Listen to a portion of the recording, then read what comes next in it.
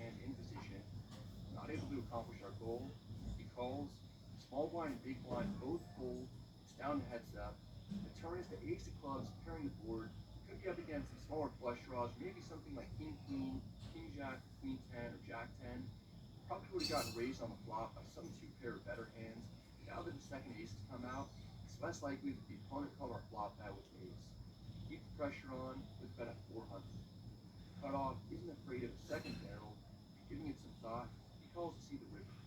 The dealer puts out the seven of hearts, it's a blank. There's just so many face cards out there, and we were the pre-flop aggressor. I bet 900 to make it appear like I've got a monster and I want to get called. I chose a big sizing earlier when bluffing ace king. I like mixing it up, not always going really large when I have nothing. It should be effective enough to get all hands worse than trips to fold. Bends the opponent once again.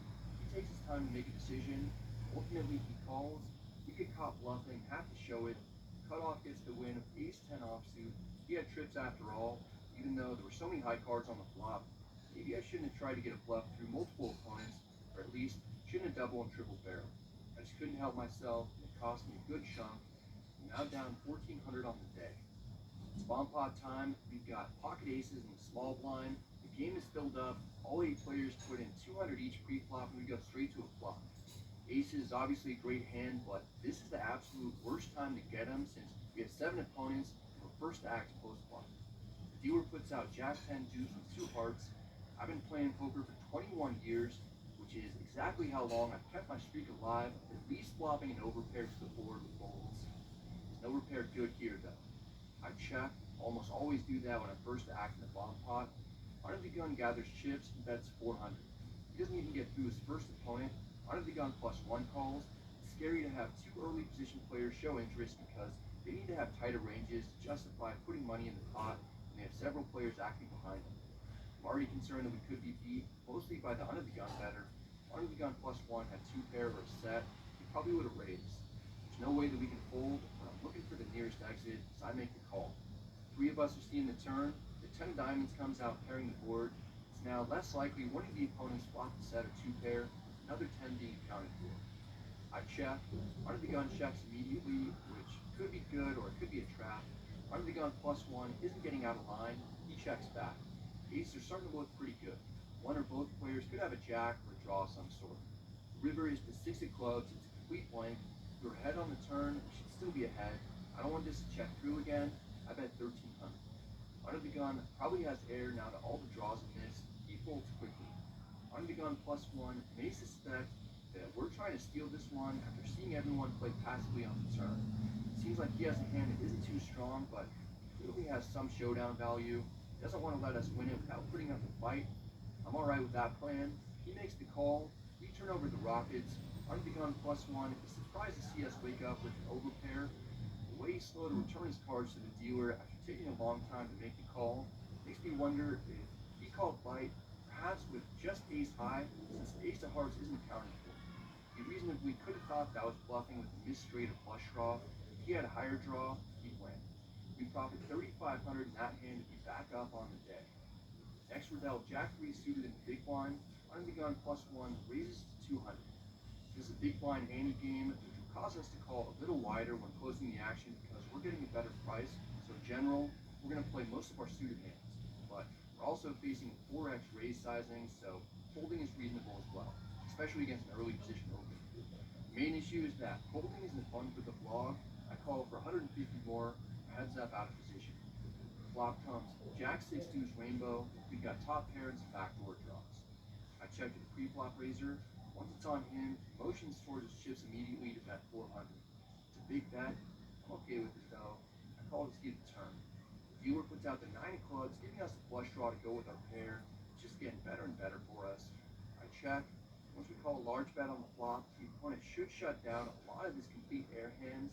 Instead, he continues firing for 800. It's a very bizarre line that I don't see often, but we're going nowhere. I call. A lot of cards can help us improve. The river is the 8 of hearts. That's definitely not one of the ones that we wanted to see. I check. Under the gun +1 only thinks for a bit, but he goes for his chips once more, semblance in black and yellows, before betting 2,400. This is an extremely unique situation. If you run this through a solver, the only hands the opponent's really supposed to play play this way, a minuscule sliver at the time, is pocket queens, bottom set. We've got top pair and no kicker facing pressure on every street. With Jack 3 of clubs, we're supposed to mix in calling 60% of the time, folding 40%. We're having a hard time thinking of hands that we could be beating and take the less risky route, fold, not having a damn clue as to what we're up against. Maybe we got bluffed by something like ace-x of clubs. Maybe the opponent had an overpair or set. Back below the even mark, as all the chips in the middle are pushed in the direction of the opponent. Here we've got 10-8 suited in hijack. This is a fun combo to play from this position. I raised to 125. Big blind is another friend of mine named King, an accomplished cash game tournament player. He calls. For heads up in position, flop comes ace-10-7 with 2 clubs and a heart. We've got middle pair with some backdoor draws to go along with it. Opponent checks. I make a small bet of 100, which isn't a suggested sizing. With our range advantage and lots of draws out there, we're supposed to go with larger sizing, including some overbets. Big blind calls, which should be doing with plenty of combinations against the small bet. The turn is the 5 of hearts, giving us a flush draw. Big blind checks. We're going to continue betting. I wagered 400. Big part of me is rooting for a call so that we can drill a monster on the river. We get our wish. Big blind calls. The pot is significant. The river is the 6 of hearts, giving us the backdoor flush. Big blind checks. When I make sneaky strong hands, I like betting big. This time, I bet 1,600. It's an overbet that'll maybe look like a bluff. Perhaps King has an ace or maybe 2 pair. He's considering his options. It doesn't take too long before folding though. Since he's a buddy, I let him know that he made the right decision, but he's still gonna have to wait for the vlog to see exactly what I beat him. Good fold. Winning this hand puts us on the right side of the even mark. We're up slightly on the day, but it's been a battle. He went down a 6-4 offsuit in the big blind at about lunchtime, which is when 50% of the viewers seem to be watching these videos. Under the gun +1 raises to 200. He's the opponent that I like battling with the most, so I'll stretch out the range sometime in order to get involved with him. I call for 150 more. Heads up out of position, the flop comes ace-8-7 with 2 diamonds. We've got a gutter with a weak backdoor flush draw. I check. This particular opponent has a tendency to see bet nearly 100% of the time. He bets 300. I consider check raising, but I won't be able to get him to fold the ace or better, which is what he's representing. I call with dreams of smashing a 5 and stacking the opponent. The turn is the 3 of diamonds. Is an interesting card because it's another high one that'll often connect with the pre-flop raiser's range, but now 2 high diamond cards are accounted for, making it much tougher for an early position pre-flop raiser to have a flush, because he won't have hands like 6-3 of diamonds. Meanwhile, I'll have tons of flush combinations after defending the big blind. I check. Under the gun +1 slows down and checks back. The river is the ace of hearts, pairs the board. We've got absolutely nothing. Doubt the opponent would have checked back 2 pair, set, or flush on the turn. Best hand he'll have is trip aces. We get a draw on the flop, and currently only have removal to the flush. I'm going to rep it with a big bet of 1,100. The opponent likes his hand too much to let me win it. He reaches for a calling chip, and disappointingly flicks it in. We turn over the bluff. We're just playing the board. The opponent gets the win with his queen 10 clubs. He was right not to believe us. Once more, we're below even. We've gone back and forth between being up and down several times already. Next we're dealt pocket kings on the button. My favorite position to get them. The later position I'm in, the larger I raise. I make it 200 to go. Small blind calls, big blind calls as well. He's the one who beat me in the previous hand that we went over. We're going 3 ways to the flop. The dealer puts out 6-4 deuce with 2 clubs and a spade. Checks to us. We're not going to connect too well on this flop all that often. We don't need too much protection since only one overcard can come out that will downgrade us to second pair. I check back, mostly for pot control, but room for deception. The turn is the 7 of spades, putting the second flush draw out there. Small blind bets 500. It's more than the big blind would like to pay to see the river. He folds. We drastically under-repped our hand on the flop, so we can't abort mission at this juncture. I call even though we could be drawing dead. It's down to heads up. The river is the 7 of diamonds. It pairs the board. Doesn't slow the small blind down. He bets 600. This sizing is very reasonable. It's almost a blocker bet. You could have a number of pocket pairs that we're beating. He's just trying to get the showdown with. I contemplate raising, but there aren't a lot of super strong combos that we'll have after checking back the flop. We'd be susceptible to getting re-raised. I call. The opponent was bluffing with king 9 of spades. Turn to flush draw and bricked. We get the victory. Check back on the flop. Might have helped to make us an additional 1,100. We played quite a few exciting hands this session. And there are plenty that I'm not even involved in that are fun to watch. This one has all four aces on board. I don't recall ever seeing that happen, certainly not in a high stakes game. Here we're dealt ace queen offsuit in small blind. Under the gun raises to 200. Same opponent beat me with queen 10 suited early. The hijack calls. We've got an interesting decision. I can make an argument for folding, calling, or re-raising. I take the aggressive approach with a 3-bet to 1400. Taking this down right now wouldn't be a bad outcome. Not able to do it though. Under the gun calls for 1200 more in order to go to war with this. Hijack folds. It's down to heads up. It's already a big pot. Flop comes 8-5-3 with two clubs. We don't connect at all. All we've got are two overs and backdoor wheel choke. Still, we showed a lot of strength pre-flop. We're going to continue showing strength. I bet 1400 again. This may not get folds from the opponent's pocket pairs, but should probably fold out the opponent's ace-high hands that don't have a club or two. Under the gun calls pretty quickly, which is often a sign of a draw, but you definitely have hands like queens, jacks, tens, or nines. If he had a set, it would have taken more time to consider raising. It turns the king of hearts. Generally, it'll be a good card for us because we'll have more combos of ace, king, and kings in our range than the opponent, and can keep pass on the opportunity to 4-bet pre-flop. Played this exactly like I would have with aces, kings, and ace-king so far. Ace-queen is about the worst hand that I'll have. Keep my foot on the gas, so I announce a bet at 3,500. King on the turn and continued aggression should make all those middle to high pocket pairs from queens down to nines incredibly uncomfortable. Those are the most likely hands to put the opponent on. He caught me bluffing him earlier, so maybe he doesn't want to give up just yet with those holdings, especially since the 7 deuce game is on. The opponent calls for 3,500. There's about 13,000 in the pot. We've got 8250 left. The river is the 4 diamonds. We only have ace high, 5 figures in the middle. Would have been nice to be holding a club in our hand on the flop, but now that the flush draw is missed, it's actually great that we don't have a club because the opponent could definitely have a hand like ace-10, ace-jack, or ace-queen clubs, in addition to those pocket pairs that will reduce the second pair on the turn. None of those holdings will want to see us ripping. There's still a tiny chance that we're up against ace-king and pocket kings, but it's not all that probable. I've played this game a few times now, and I've never triple-barrel bluff shoved. Well, never until now. Again, I play this the exact same way with aces, kings, and ace-king. Put the opponent in the blender, so definitely doesn't have kings or ace-king. He's got to have second pair or worse.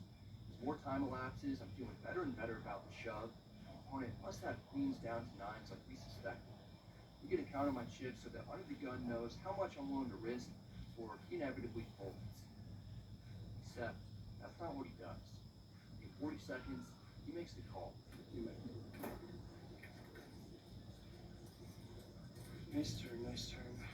This is gross. We lose a $30,000 pot to king-9 of spades. The opponent made a ridiculous call pre-flop. Then on the flop, he made a call with king high and only a backdoor straight draw, which is absurd. He somehow smashes the turn card, then he completes the job of stacking me on the river. Soul crushing to lose like that, but if I'm losing big pots in ways that don't make sense, it's typically a sign of a good game. I do my best to shake it off as I head to the cage to reload. I'm not messing around. I buy in for the full 20,000. I'm out for revenge. I'm annoyed that the opponent didn't fold at any point.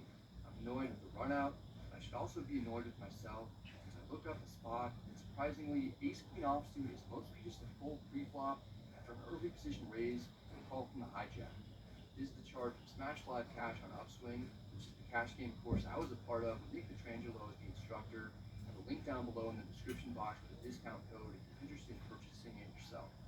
As you can see, the chart shows only a little of ace-queen offsuit is shaded yellow to indicate that some small percentage of the time we can call pre-flop under the conditions at hand, and we're not supposed to do any pre-betting.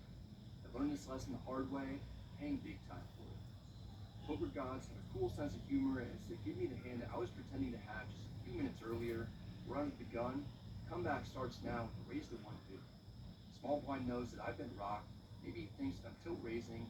He 3-bets to 700. You can 4-bet or call. I called to keep the opponent's bluffs in. It's a similar scenario as the other hand, it being a 3-bet pot, small blind versus under the gun, except maybe we'll come out on the right side of this one. Flop comes 9-7-3 rainbow. Fail to make a pair again. Small blind bets 800. When you don't 4-bet ace king pre-flop, I'm not going to be too quick to let it go post-flop. I called what develops on the turn. The dealer puts out the six of spades, even though we only have ace high, this has become a much better board for us pre-flop callers since there are no Broadway cards out there, so we can have a number of sets. Small blind recognizes the situation and checks. You could have some worse ace high hands or other Broadway combos that he's shutting down with. We check back in an attempt to get the showdown. River is the ace of clubs, giving us top that the opponent probably won't expect us to have very frequently. Small blind is going to rep the ace with a bet of 1600. We might have the same hand, and we're beating ace queen, ace jack. I call. It turns out we don't have the same hand. The opponent was bluffing with king jack of diamonds. We show him the winner. We still have a lot of work to do to get back to even at this point, but it's a good first step to make it more manageable. See a pile of black chips with some yellow birds mixed in, some good feeling, lifts the spirits. Next hand, we're dealt 9-5 suited in the big blind. Small blind raises to 200. We're going to defend a wide range when we're closing the action in position and call for 150 more. For heads up, flop comes 6-3 deuce with two spades. We've got a flush draw with the gutter and one open. It's great for us. Small blind checks. Can certainly bet, but I check back for now. The turn is another 3. Small blind checks. Now we have fewer opportunities to make a real hand. A semi-bluff at 175. Small blind might have something, or maybe he just doesn't believe us. He calls. The river is the 4 diamonds, giving us the straight. It's not super hidden since there are 4 to the straight on board, but we're still in a great spot. Small blind checks. I'm trying to knock the cover off the ball.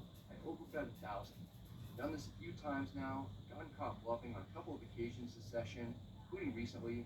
Might look like I'm tilt blasting, but I'm not. Small blind can't get away. He calls the large bet. We show the straight. It's good. The opponent is betting. He'd later tell me that he had pocket aces that he wasn't able to get away from. We're gaining momentum and we're getting paid. All of a sudden, the amount that we have to get back isn't so insurmountable. We come back to bigger deficits before, which is one large pot away from a solid win. We pick up 10-5 offsuit in the big blind, which might not help our cause much. Under the gun +1 raises to 200. He's the one who stacked me with king 9 suited. Button calls. Need to get revenge. My name is Maximus Decimus Meridius. Under normal circumstances, 10-5 offsuit is definitely a fold. Under these circumstances, it should also be a fold. We're not doing that though. I call for 150 more to play some street poker. We're going 3 ways to the flop. It comes ace jack 5 with 2 diamonds.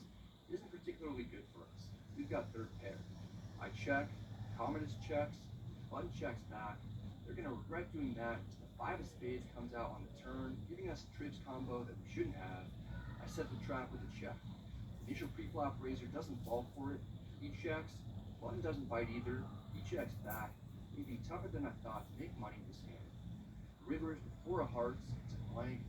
Neither of the opponents wanted to do any of the heavy lifting. I guess we're going to have to get to work ourselves. Make a big bet of 1,100. It's more than 1.5 times the size of the pot. Under the gun folds. Button. It's taking longer to think about it though.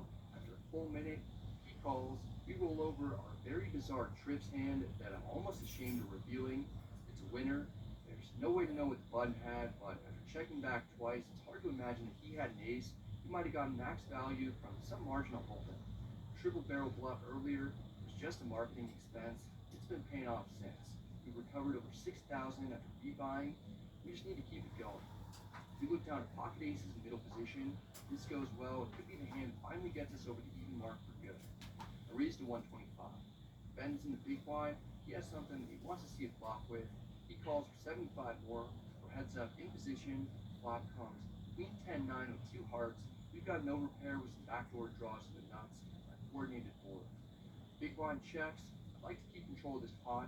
I bet 100. The smaller the bet is, the more often the big blind is supposed to check raise. Ben raises to 400. Although we've got an overpair, I'm not fist pumping about this situation. The opponent could already have really strong combos that have us in terrible shape, like straights, 2 pair, and potentially even sevens. Camera falls, I call for 300 more. The turn is the 6 of clubs. It's mostly a blank, except 8-7 is now a straight. Big blind bets 900. I call again. The river is the 6 of diamonds. I mostly like it because the flush draw misses. If the opponent flop 2 pair, we now have him beat with a higher 2 pair. Big blind bets 1,600. We check with my financial advisor. We can afford it. I call. The opponent reveals that he backdoored a full house with queen 6 of hearts. Runner 6 is a lot more dangerous than I realized. it cost me. Our aces get cracked. 6 hours into the session, we've got 8-7 of diamonds in the small blind. Opponent that we need to get revenge on raises to 200. He's lost most of the chips that I bluffed to him. I'd like to get the remaining ones back. I call, heads up out of position. Flop comes 8-6-3 with 2 spades. We've got top pair. I check. The opponent checks back quickly. Turn is the 3 diamonds pairing the board. Probably in the lead against 2 overcards. I bet 300. Under the gun, didn't fold king 9 suited to me earlier. He's not folding here. He calls. The river is the 10 of diamonds. Could be some 10s in the opponent's range. Not all that worried though. I don't think under the gun can call a bet if he only has high cards. I don't want to bet into him if he has his beat. I check. The opponent apparently smashed the river card hard enough to go with a big bet size of 1400. Check back the flop. Only called the turn. He's now bombing it. His mind doesn't make a ton of sense. I've seen him blast with bluff before, at least he's weakness. I call to keep him honest.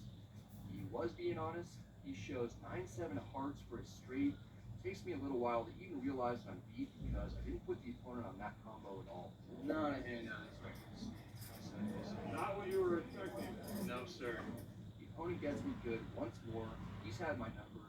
Dream of making a full comeback. It's fading away. A bit later, we're dealt 7 deuce offsuit in the big blind. Benton raises to 150 from the bottom. I don't always 3-bet this hand in order to get the $200 bonus from everyone at the table. Sometimes I like to mix it up with a call, play aggressively close flop. Call in this instance with plans of bluff down the line.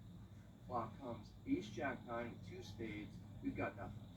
I check. One checks back, so it's very unlikely that he'll have 2 pair or better. Probably doesn't even have top pair. The turn is another ace. Doors open for us to try to steal this one. I bet 300. It's not enough to win it yet. The button calls. Maybe one more bullet on the river will get the trick done. The river is the 10 of hearts. Last couple times I bet big on the river. I've been doing it for value with straights and trips, including one hand earlier against Benton when we had the 9-5 of spades. I'm hoping that he'll have those times in the back of his mind, as I bet 1100 is a flop. Button is annoyed by the large sizing because the representing trips are better. Feels like he has a pair of jacks or something like queen 10 that he's considering making a call with. He's in the 10.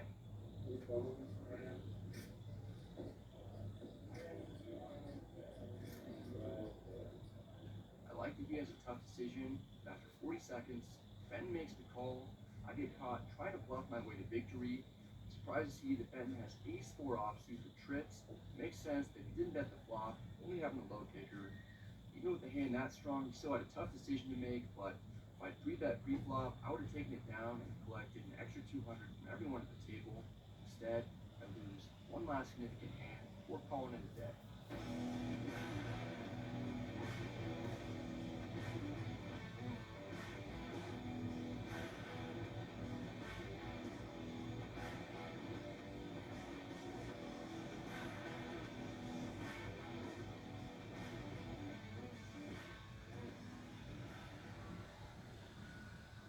Played for 6 hours today. They got me. I lost almost $14,000. I played here the other day. I won a little over $13,000. So kind of just even each other out. But today I lost it all, basically with just that massive triple barrel bluff. It seemed like a good spot, but yeah, the opponent called me down and ended up losing a $30,000 pot, which is tough to mentally recover from. But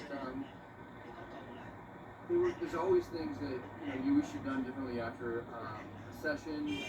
That hand in particular, I don't feel that bad about, to be honest. There's just a turn card that's going to be pretty good for me. I don't ever expect him to have king 9 suited with no backdoor flush draw in that spot. So, occasionally that stuff is going to happen, and usually when it does, it's a sign of a pretty good game. Today's game was somewhat on the tougher side for that particular game.